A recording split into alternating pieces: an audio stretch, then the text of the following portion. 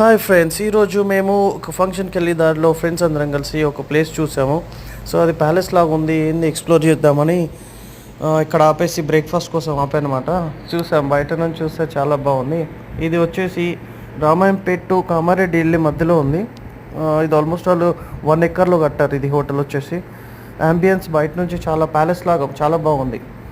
So లోపలికి వెళ్ళేసి explore చేద్దాము. మేము కూర్చొని ఒక ప్లేట్ పూరి చెప్పాము, 2 ప్లేట్ మసాలా దోశ, ఇంకో ప్లేట్ వచ్చి ఇడ్లీ. సో వీళ్ళది వచ్చేసి ఆల్రెడీ లైక్ ఫ్యామిలీ బిజినెస్ అంట. తర్వాత వాళ్ళతో మాట్లాడాము.